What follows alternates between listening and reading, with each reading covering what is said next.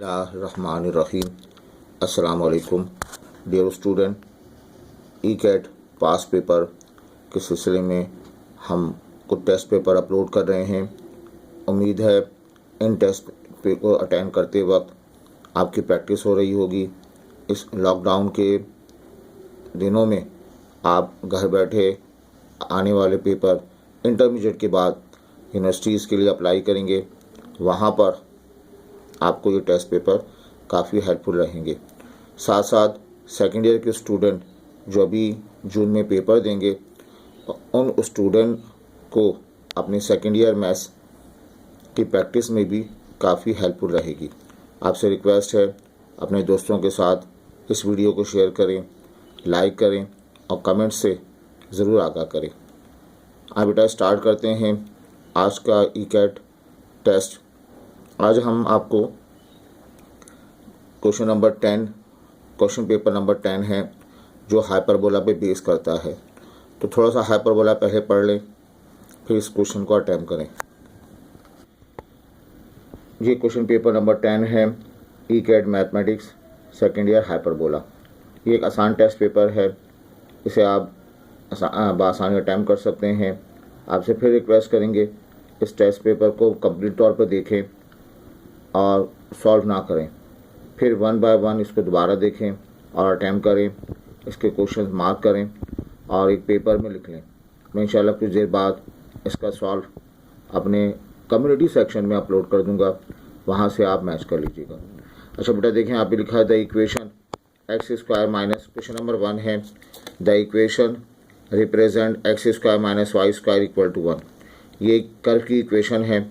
आपको बताना है ये कर्व सर्कल है, पैराबोला है, एलिप्स है या हाइपरबोला है। क्वेश्चन नंबर 2 हाइपरबोला की इक्वेशन गिवन है 9x square minus 4y square 36। आपको बताना है डिस्टेंस बिटवीन डायरेक्ट्रिसेस। इस हाइपरबोला के दो डायरेक्ट्रिसेस हैं, उनके दरमियान डिस्टेंस क्या होगा।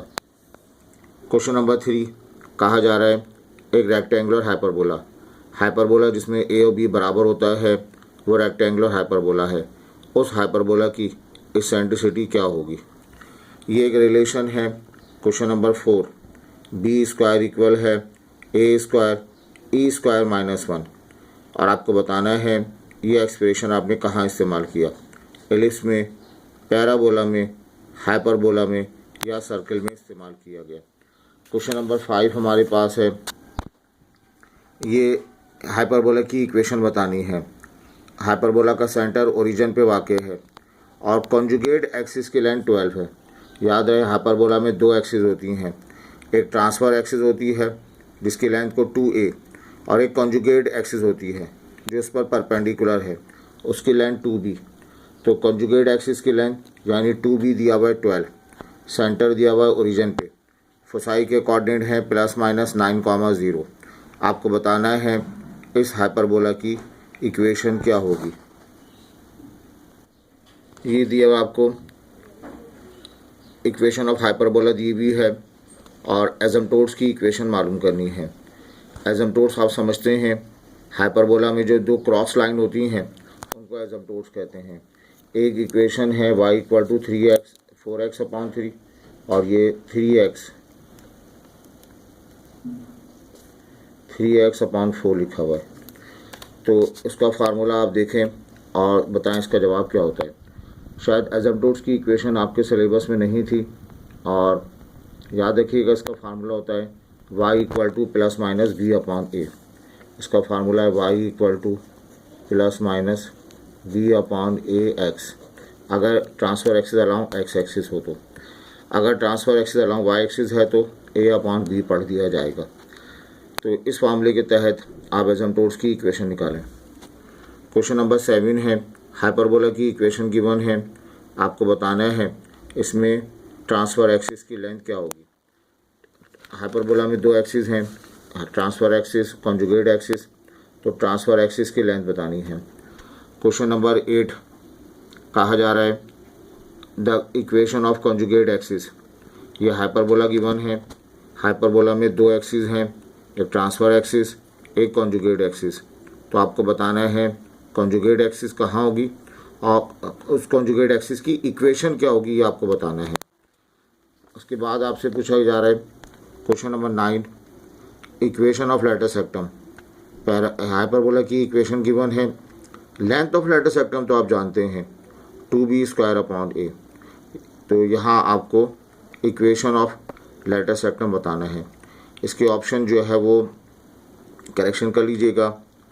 ये सारे ऑप्शन इसमें रॉन्ग हैं।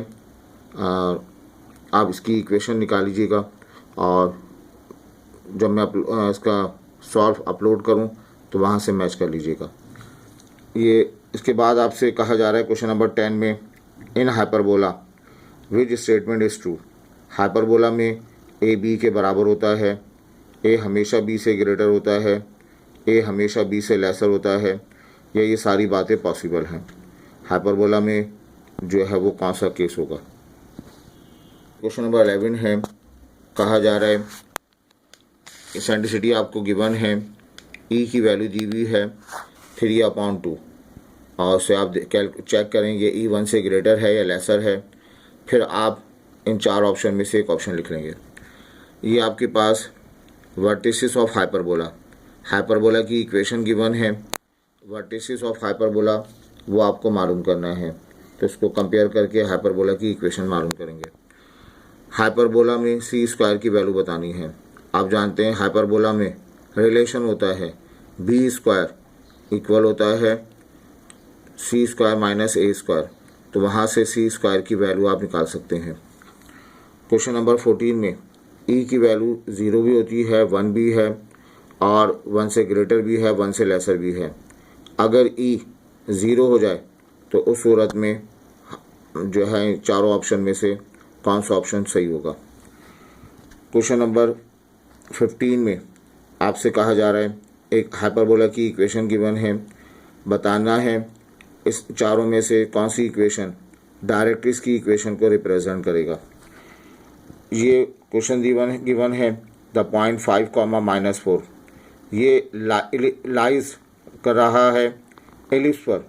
आपको बताना है ये एलिप्स के इनसाइड होगा, आउटसाइड होगा या ऑन द एलिप्स पढ़ा जाएगा। E1 इसेंट्रिसिटी है एक हाइपरबोला के लिए जिसकी transfer axis along x axis होती है। और अगर हम उसी हाइपरबोला पर एक और हाइपरबोला प्लॉट कर दें जो कॉन्जुगेट एक्सिस का हाइपरबोला होगा, उस हाइपरबोला की इसेंट्रिसिटी को E2 कहा। अब बताएं E2 का फार्मूला क्या है। C/A रहेगा, A/C, C/B या B/C होगा। एक हाइपरबोला आपने बनाया, उसकी जो सेकंड एक्सिस पर जो हाइपरबोला बनाएंगे वो कॉन्जुगेट एक्सिस का हाइपरबोला होगा। उसके लिए काम करना है। या ये क्वेश्चन नंबर 18 में रेक्टेंगुलर 4 इक्वेशन गिवन है। इन 4 में से एक इक्वेशन रेक्टेंगुलर हाइपरबोला को रिप्रेजेंट कर रही है। आपको बताना है वो हाइपरबोला कौन सा होगा। क्वेश्चन नंबर 19 में ये एक general equation of ellipse given है 25x² - 150x - 9y² + 72 के साथ, और आपने इनमें से एक इक्वेशन ऑफ डायरेक्ट्रिक्स को रिप्रेजेंट कर रही है। बेटा क्वेश्चन नंबर 20 है, डायरेक्ट्रिक्स की इक्वेशन आपको गिवन है और मालूम क्या करनी है, इसेंट्रिसिटी मालूम करनी है। उसका फार्मूला है E = C/A। तो इसे कंपेयर करके C और A निकालें, उसका जवाब निकालें। तो ये क्वेश्चन नंबर 20 आपने सारे रीड कर लिए। अब बेटा 1 बाय 1 आप जो है वो इस क्वेश्चन को अटैम्प्ट करें, उसका रिकॉर्ड कर रख लें और मेरे कम्युनिटी सेक्शन में जब ये अपलोड हो जाए इसका सलूशन, तो वहाँ से इसको मैच कर लीजिएगा। आपसे रिक्वेस्ट है अपना टाइम वेस्ट ना करें, कुछ ना कुछ डेली बेसिस पर सीखते रहें। ये टेस्ट सीरीज़ अब तक हम 10 क्वेश्चन पेपर अपलोड कर चुके हैं। Last time question paper number 9 ellipse उसको अपलोड भी किया था, उसका सलूशन भी अपलोड किया था।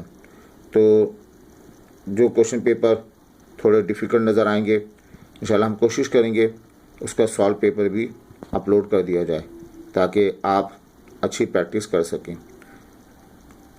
दुआ है अल्लाह आपको तमाम किस्म की बीमारियों से बचाए और तमाम आने वाले इम्तहानात में